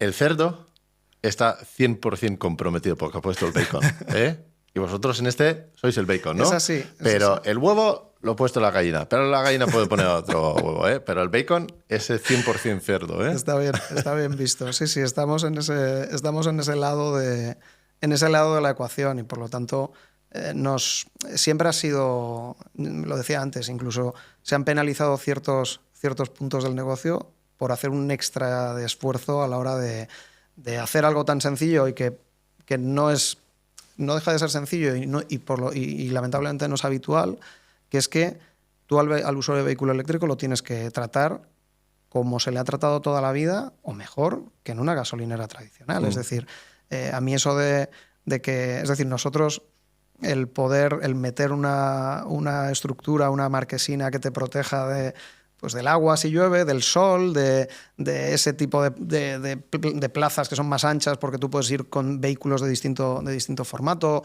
gente con movilidad reducida, cualquier tipo de entorno que digas, oye, si esto lo queremos hacer bien y esto queremos que dure y que perdure en el tiempo, tenemos que tratar a la gente con respeto y como viene de ser tratada en otros sitios, es decir, por lo menos que le iguales las condiciones. Entonces, claro, ahí en muchas ocasiones... quizás no trascienda el hecho de decir, oye, a mí me cuesta más montar una estación con marquesina que sin marquesina. Y se ha decidido ahí donde se ha podido, se ha marcado ese desde el primer momento del proyecto, desde el primer minuto, esa apuesta de decir, oye, vamos a intentar hacer las cosas bien y vamos a facilitar lo máximo posible todo el camino, y a partir de aquí ya veremos a ver cómo funciona, y sobre todo es muy gratificante que la gente te reconozca ese esfuerzo. Es decir, que el usuario te diga, oye, luego hay cosas que ajustar, hay cosas que... Como todo, ¿no? Sí, pero, que cosas a hacer mejor. Pero mayoritariamente es cierto que sí que es reconfortante el ver que por lo menos la opinión generalizada es bastante positiva. ¿Y qué es lo más complicado, digo yo, en lo que hacéis vosotros, ¿no? ¿Dónde te encuentras con más problemas? Porque, a ver, como usuario, yo veo estaciones puestos desde hace meses, ahí están los cargadores ya, todos brillantes y sin carga, ¿no? Pues, eso debería ser... Eso entiendo yo que es una complicación o una dificultad, ¿no? Y además, yo te añado más. Ahí. El usuario ve la estación, ve la pegatina, esto tiene parte de subvención y no sé qué, y dice, mira, los listillos de Thunder han puesto un cargador ahí, han cobrado la subvención y ya no lo quieren poner en marcha porque ya han cobrado lo suyo. Sí. Hace daño. Hace daño el hecho de que haya proyectos, que es muy lícito, pero que haya proyectos que hayan nacido con carácter especulativo, simplemente, ¿no? El decir, oye, yo pego un pelotazo, lo vendo y me voy. ¿Es lícito y es loable? Sin duda, no lo critico. Pero es cierto que si tú quieres establecer las bases de un sector desde su nacimiento, todo lo que tenga que ver con ese halo de que todos los que estamos metidos en el sector lo estamos por levantar dinero per se, pues entonces lógicamente hay que hacer mucho más esfuerzo para que la opinión pública no lo piense así. Evidentemente hay aspectos que dan pie a pensar eso, obviamente, como todos, repito el caso de la telefonía, pues cualquier sector desde sus inicios ha necesitado de un apoyo extra por parte de líneas de financiación, de subvenciones y demás, que lógicamente han permitido arrancar ese tipo de sectores, ¿no?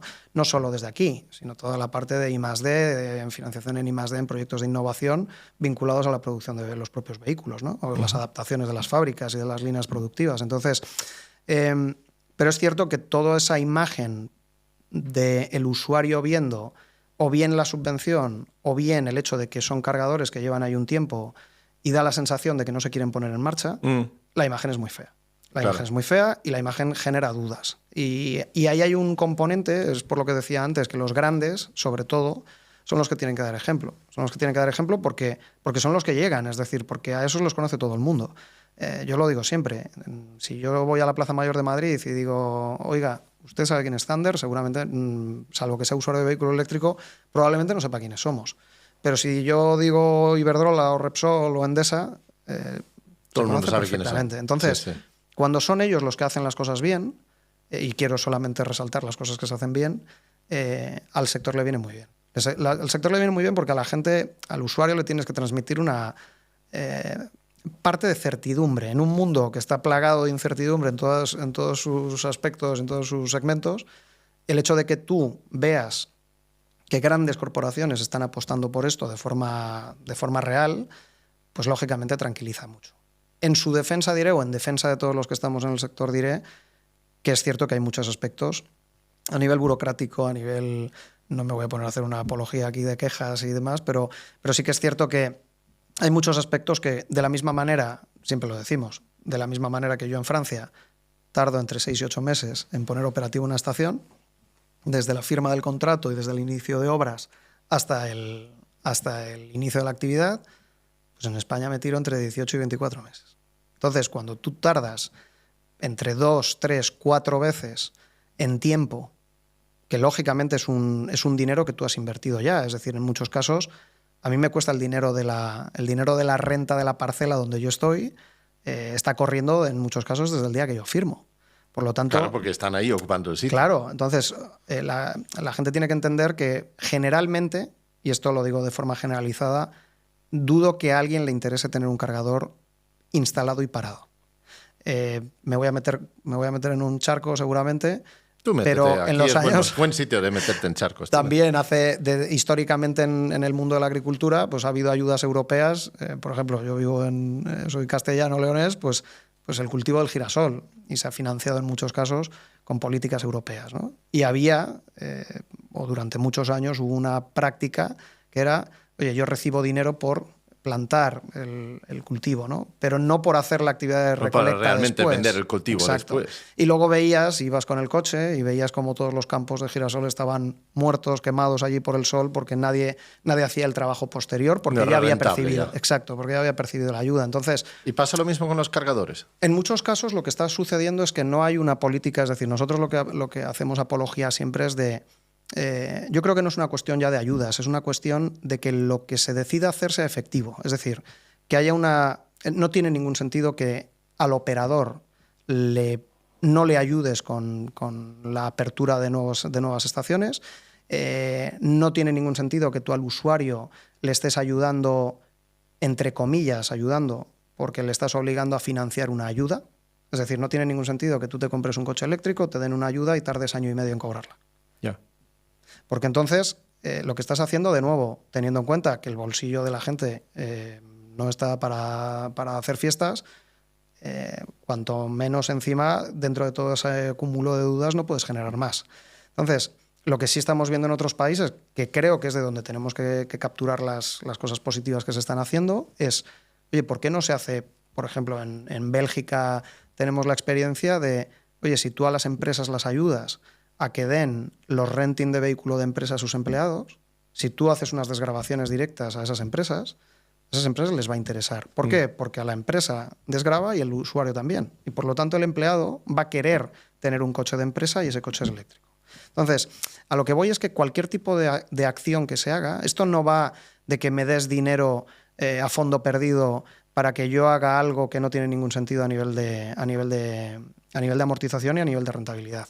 Lo que tienes que hacer es algo que verdaderamente me ayude a mí a reducir los plazos de la apertura de las estaciones, que esas estaciones estén en cuanto menos tiempo en operación mejor, y que al usuario, que al final en lo que va a contribuir él en este proceso es en la compra del vehículo, le des una ayuda directa, pero que verdaderamente esté en tiempo y forma. Es decir, al final... A ver si lo entiendo bien, Alberto. Tú lo que estás reclamando es, en vez de enfocarse tanto en una ayuda directa en poner un cargador, reducir los plazos para que dicho cargador se puede poner en marcha, para que pueda empezar a operar como un negocio en vez de estar meses hasta años parado. Yo tengo un amigo alemán que me decía en una ocasión, dice, sois el país que más lento funciona en Europa, dice, y sin embargo, dice, a nivel regulatorio tenéis normas para todo. Como diciendo, joder... Quizás está relacionado, ¿eh? Sin ninguna duda está relacionado, pero que inicialmente, de forma conceptual o de forma teórica, podrías decir, bueno, es un país con mucha normativa, qué bien, ¿no? Hay un orden, hay un... No, son normativas que fundamentalmente, no me voy a poner a hablar aquí de la estructura regionalista del país y demás, y de las múltiples líneas de gobierno, los niveles de gobierno que hay en el país, ¿no? Pero lo que hay que hacer es verdaderamente reducir tiempos donde es posible reducir esos tiempos y, de nuevo, al operador contribuir a que ciertos aspectos que están vinculados a la conversación con carreteras, con industria, con distribuidora, con todos los entes que se encuentran aquí, que se creen organismos que unifiquen ciertos procedimientos y ciertos procesos. Es decir, repito, Francia en este sentido pues tiene cosas que imitar, entre otras cosas en el aspecto de el periodo previo a que el operador entre en escena. Yo cuando entro en escena en Francia, los tiempos que se han pasado para dilucidar cuáles son los emplazamientos oportunos y todo ese procedimiento para punto de conexión, suministro, etcétera, etcétera, está mucho más avanzado y es mucho más liviano y mucho más transparente para el operador. Entonces, ya digo, hay muchos... no me gusta hacerlo, digo siempre, no me gusta hacer una queja, creo que es otro problema del sector. Hemos nacido quejándonos. Es verdad. Mira, yo me acuerdo que Daniel, el CEO de Thunder, siempre me decía, hay que comunicar en positivo. Si hay un problema, no hay que hablar del problema, sino en cómo lo vamos a solucionar. Exacto. Al final es más que nada porque cala. Antes decía, cuando tú estás escuchando a alguien que lo único que está diciendo es que todo está muy mal y que al final va a tener razón. Pues dices, será por algo. Y al final lo que tienes que ver es que hay una evolución muy importante. Los que estamos metidos en el sector, ves en estos años que ha habido una evolución muy importante. que seguramente en la calle no se ve esa evolución todavía, pero los que estamos dentro del sector desde hace unos cuantos años, te empiezas a dar cuenta de que, no me acuerdo el nombre del síndrome, de lo de las embarazadas viendo embarazadas, pues ahora se ven coches eléctricos por todas partes. Hombre, yo sí que lo noto, ¿eh? Sí. No lo he embarazado, pero digo, yo en 2018, cuando estabais con la estación en Tudanca, sí, la primera estación, pues vale, entre aquí y el País Vasco, pues estaba esa estación. Ahora no sé ni contar cuántos hay. Sí, sí. ¿Sabes? Ahora no digo 100 kilómetros, yo creo que cada 50 habrá uno. Yo creo que fácilmente puedo encontrar entre aquí y San Sebastián 7, 8, 10 estaciones distintas solamente de Thunder. Sí. ¿No? Y sin embargo ha calado, o creo que cala bastante, el mensaje de que no hay puntos de recarga. Es que es curioso, porque para mí el problema de los puntos de recarga no es que no hay puntos de recarga. Mi problema que tengo yo con los puntos de recarga es que no hay coches. Exacto. Por lo tanto, si no hay coches, a largo plazo no va a ser rentable vuestro negocio. Exacto. Necesitamos coches, porque si no hay coches no hay cargas, si no hay cargas, vosotros no tenéis ingresos y no podéis poner más estaciones. Lo veo clarísimo. Y el uso y los coches, además, te enseñan a hacer las cosas mejor. Es decir, si yo tengo muchos coches en la estación, aparte, lógicamente y fundamentalmente, de la rentabilidad que me da la estación por la venta de energía a esos coches, el know-how que yo voy adquiriendo a lo largo del tiempo con distintas tipologías de problemáticas me hace mejor empresa a nivel de servicio. Entonces, es un cúmulo de muchos aspectos los que se tienen que dar, pero al mismo tiempo quiero pensar o quiero ver, ya digo, la parte positiva. Que es una evolución positiva, desde luego. Es una evolución en el sentido, sobre todo, de decir, oye, ¿qué hacemos los españoles de media muchas veces a la semana? Pues ver fútbol, por ejemplo, ¿no? Y dices, joder, tú ves un partido de fútbol y en el descanso tienes 10 anuncios de vehículos eléctricos, es decir, todos los fabricantes con todo el portfolio de las unidades eléctricas y todas las opciones que tienes de suscripción. Además, es muy llamativo cómo se ha normalizado la suscripción para comprarte un coche, es decir, algo que hasta hace relativamente poco no era ni planteable. Empiezas a hablar ya de cuotas, empiezas a hablar ya de fees de suscripción, te empiezas a dar cuenta de que poco a poco la gente se da cuenta de que algo que tenías interiorizado, que era yo me compro un coche y pienso en el precio de adquisición del coche. Este coche me cuesta 30.000 euros, me cuesta 22.000 euros. Sí. Y dices, no, espera, oye, ¿has hecho el análisis de cuánto te ha costado en los 13 años de vida que ha tenido tu coche? Entonces, ese ejercicio, yo creo que cuando tú empiezas a desglosar el coste y dices, oye, puedes tener un coche por 150 euros al mes.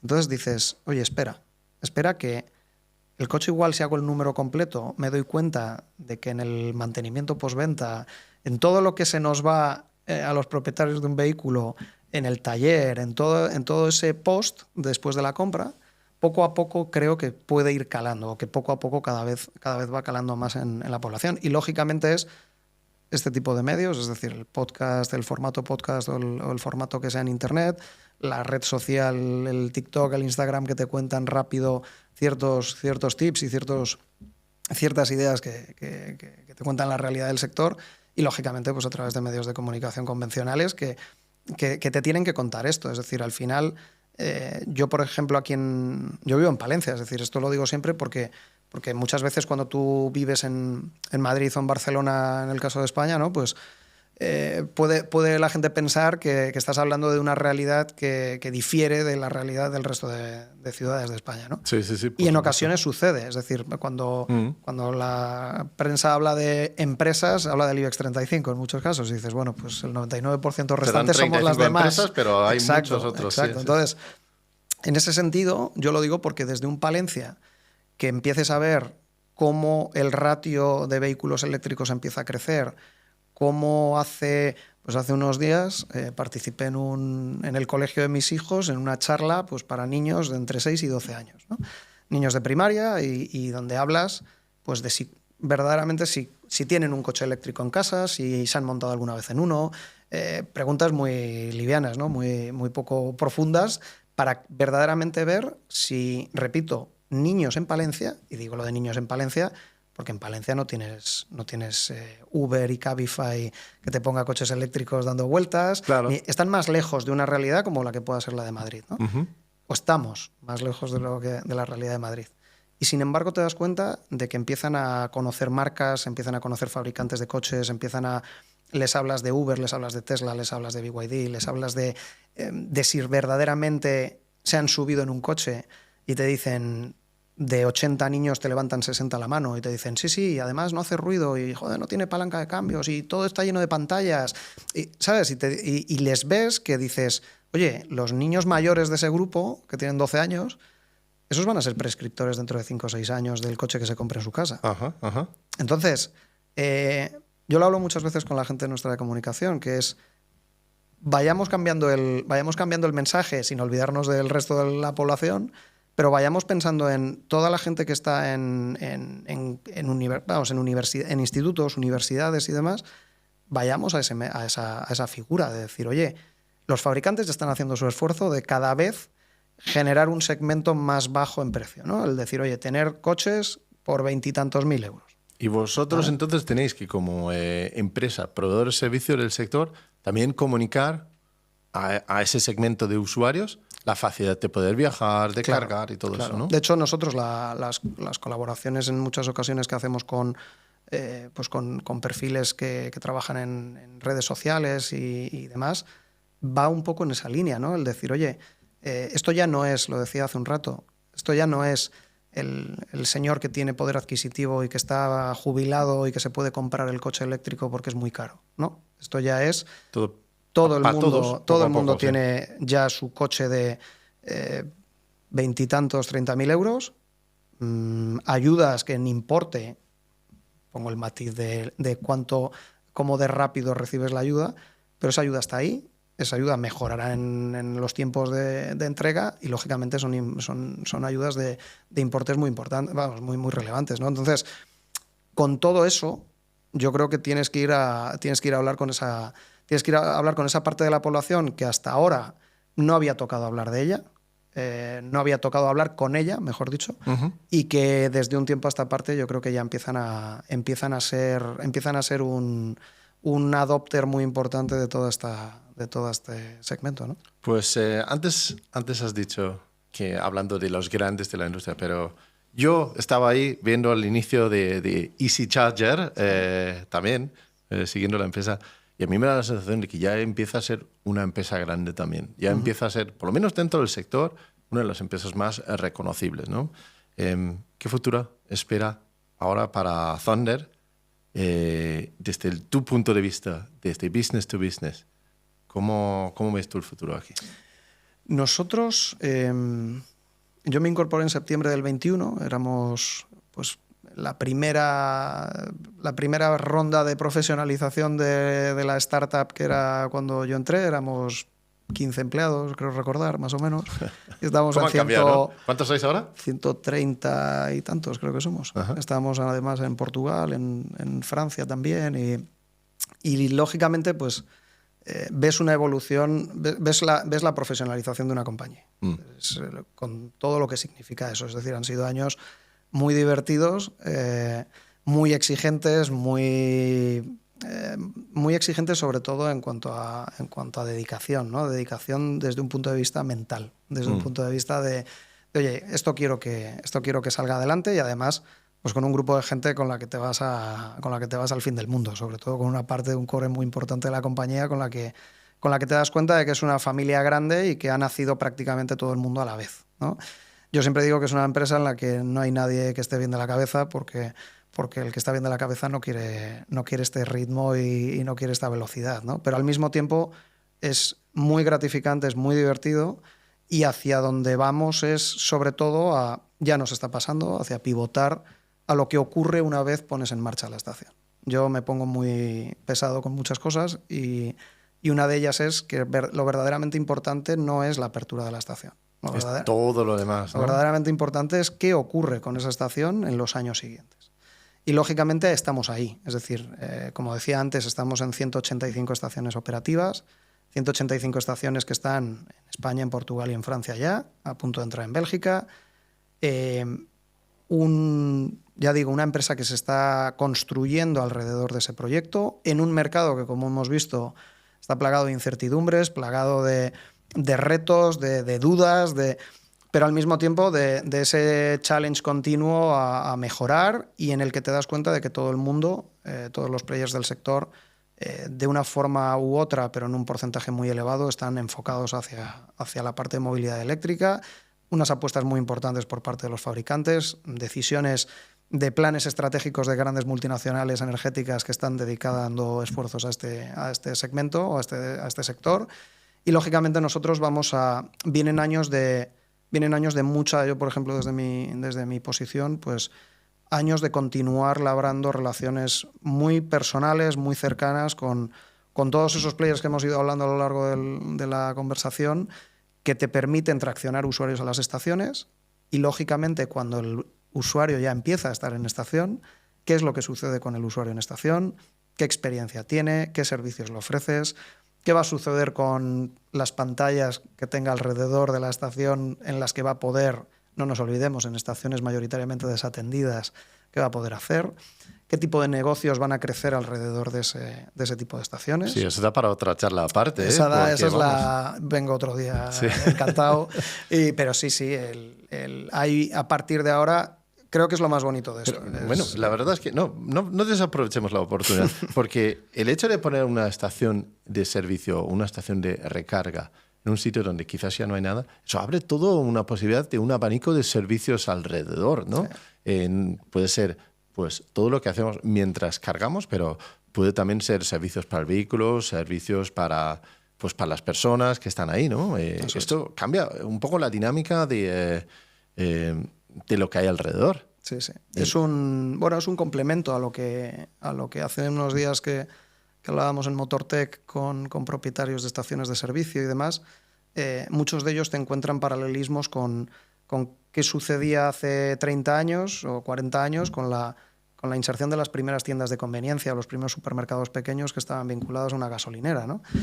Lógicamente tienes que pensar que es cierto que en nuestro caso el objetivo es que las personas que carguen en nuestras estaciones estén poco tiempo, es decir, nosotros ya estamos consiguiendo a día de hoy pues, cargas de vehículos que tienen baterías grandes.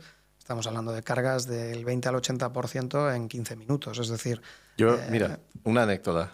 Yo pruebo los coches y justamente cargo 200 kilómetros cuando hago la prueba. Uh-huh. El más rápido, 9 minutos. 9 minutos. 9 minutos para 200 kilómetros hasta ahora. Sí, sí. Y de hecho era hace un par de años, era el Ioniq 6, sí. Porque es un coche eficiente y carga con 800 voltios, carga súper rápido, sí. ¿no? Y seguramente Xpeng ahora está sacando modelos que cargan muy rápido. Probé con el G6 y eran 12 minutos. Para un sub, 12 minutos, no es nada. Bueno, es cierto que no tanto en tiempo, iba a decir, el Smart, el Hashtag 5, por ejemplo, tiene una potencia también, muy alta, un pico de carga muy elevado. Pero es cierto que, volviendo al ejemplo de antes con los teléfonos, nadie duda de la velocidad a la que va la tecnología, a la que va la innovación aplicada a esa tecnología. Y yo siempre lanzo una pregunta a la gente con la que hablo de estos temas. Ha sido muy habitual estos años que en sitios donde tú vas a montar una estación, sobre todo si es un centro comercial o ese tipo de entornos, cuando tú vas a hacer la negociación del contrato, te dicen, oye, pues en contratos de 15, de 20, de 25, de 30 años, ¿no? Entonces, me acuerdo en varias ocasiones al principio, pues en el año 21 o 22, los primeros contratos que se firmaban, recuerdo que había una pregunta muy habitual que era, dentro de 15 años, uh-huh, ¿qué vais a hacer con los cargadores? ¿Os los vais a llevar? ¿Los vais a dejar aquí? Entonces eso te lo preguntaba la propiedad, en muchos casos, ¿eh? Te sorprendería la cantidad de centros comerciales, de empresas de real estate. No entiendo ni siquiera la pregunta, ¿de dónde viene? Sí, es cuando tú acabas, tú imagínate que yo voy y digo, oye, Lars, me voy a instalar en tu parcela 15 años. Vale. Sí. Entonces te decían, ¿qué vais a hacer con los cargadores dentro de 15 años? Vale. Y lo primero que te surgía es, ¿verdaderamente piensas que en 15 años no voy a reinvertir en la tecnología que van a ser estos 15 años van a estar siempre los mismos cargadores y dentro de 15 años? Yo siempre hago la misma pregunta, es, piensa en dónde estabas hace 15 años. Año 2010, cómo estaba pues YouTube y Google y WhatsApp y tal en sus albores. Uh-huh. Yo recuerdo que yo acabé la carrera en el extranjero en el 2008 y llamaba a mis padres por un teléfono de prepago y me tenía que conectar en casa porque no tenía internet por ahí, año 2008. Es decir, en 15, 17 años entendamos cómo ha cambiado la tecnología. Si dentro de 15 años la tecnología que está hoy ni se le parecerá a lo que sucederá dentro de 15 años, habrá habido reinversiones en esos cargadores. Las potencias de carga, coincidimos en Múnich hace un par de semanas en Power to Drive, ves las potencias de carga que ya te están entregando prácticamente todos los fabricantes. Hace 2 años hablabas de 400 kilovatios por cargador y era una locura. Y era ciencia ficción. Y ahora ya el 400 kilovatios lo trae cualquiera. ¿Otro más? 2 años, en 2 años. Entonces, dentro de 15 años, Dios dirá qué pasa dentro de 15 años, y estamos sometidos a eso. Estamos sometidos a la implantación de inteligencias artificiales vinculadas al sector. Estamos en un momento, además, de evolución tecnológica que aventurarse a decir qué es lo que va a suceder, no dentro de 15 años, dentro de año y medio, me parece que es muy arriesgado. Entonces... Muy bien. Pues sí que es arriesgado. Pero bueno, aquí estamos, intentando llevar esos mensajes positivos también, ¿no? E intentando que la gente también vea que no son todos obstáculos y que a pesar de las dificultades, ahora tienes una red con Thunder y con otros operadores que te permite viajar a cualquier punta, de cualquier punta a cualquier punta, en Europa, en la península ibérica, sin problemas, sin contratiempos. Y yo creo que eso, si vemos eso como el mensaje positivo, de no solamente mirar las cosas de cerca, también nos ponemos un poco en perspectiva, sí, y vemos que realmente sí que están mejorando a largo plazo las cosas. ¿No te parece? Sí, sobre todo cuando yo siempre me obligo a hacer un ejercicio conmigo mismo, que es hablar con tu entorno. Creo que es muy recomendable hablar con tu entorno habitual, y si tienes niños pequeños alrededor, mejor. Si tienes niños alrededor y les puedes preguntar y puedes hablar con ellos, mucho mejor, porque te dan una visión mucho más honesta. Si les planteas, lógicamente, la pregunta sin matices y de la forma más limpia posible. Pero el entorno tuyo es muy honesto. El entorno tuyo es muy honesto en el sentido de si puedes hablar con tus padres, con tus hijos, con tus vecinos, y que te den una opinión sobre qué les viene a la cabeza, ¿no? Cuando hablas de movilidad eléctrica, de coche eléctrico y tal. Y en muchos casos, yo generalmente lo que te llevas es una cierta, no decepción, pero un cierto desasosiego de decir, oye, ¿por qué la gente mayoritariamente se les está lanzando un mensaje negativo? Es decir, ¿por qué? También lo he notado. ¿Sabes? ¿Por qué con lo relativamente positivo que podemos tener nosotros el discurso o la percepción de decir, oye, verdaderamente hay cosas que están funcionando bien y que están avanzando bien, ¿por qué cuando hablo yo con mi madre o con mi vecino, el de abajo, me dice, oye, pero esto de los coches eléctricos, el tema de los incendios, el tema por qué ese interés incluso en situaciones que se ha demostrado que no son, que no había un coche eléctrico como fuente de origen del incendio como tal, ¿por qué ese interés en lanzar esa duda, en hacer sobre todo de altavoz de esa duda, ¿no? Pero es cierto que al mismo tiempo, de la misma manera, lo he dicho siempre, hay que ser transparente y oye, ¿eso lo escuchas? Sí. ¿El coche eléctrico puede provocar incendios y es caro? ¿Lo escuchas? Sin duda. Pero yo cada vez escucho más oye, estos coches son bonitos. Oye, esto de que no haga ruido, es verdad que, oye, está muy bien. Oye, ¿cuándo me has dicho que cuesta esto? ¿Desde cuánto? Oye, están sacando coches de 20.000 euros estos ya. Oye, pues el Made in China progresivamente de decir, oye, es que ahora lo Made in China es bueno. Espera. Poco a poco cambia la percepción. Históricamente esa percepción peyorativa que tenías del Made in China, ahora el Made in China, ojo. Entonces, dentro de ese proceso, yo sí voy viendo que en el entorno cercano te vas dando cuenta de que poco a poco el mensaje va cambiando. Lo que pasa es que tenemos que hacer mucha pedagogía y mucha divulgación, y ya digo, y se agradece mucho este tipo de canales porque ayudan a eso, a llegar a más gente y a que verdaderamente pues, la gente pueda lanzar luego sus comentarios, sus críticas, sus cuestiones, sus consultas, y a partir de ahí pues ir generando con toda la gente que ya ha venido, que me han precedido en esta silla y que cuentan sus pareceres, pues al final yo creo que la gente lo que espera es honestidad, es decir, es honestidad, es ver que hay gente que está trabajando en esto y que y que verdaderamente se le trata pues, a la opinión pública como lo adulta que es. O sea, Claro. no se les puede Pues tratar de otra mira, forma. me parece un bonito sitio donde terminar la charla y además a un llamamiento a los que nos están viendo o escuchando, poner un comentario abajo indicando cuáles son las preguntas, cuáles son esas dudas que podéis tener y seguramente Alberto los puede leer y puede ayudar a contar la historia positiva que también hay alrededor de la movilidad eléctrica. Muchas gracias por seguirnos aquí, muchas gracias Alberto por venir aquí y acordaos que podéis escuchar estas charlas en cualquier plataforma de podcast o vernos en YouTube directamente y nos vemos en breve con otro. Así que, chao.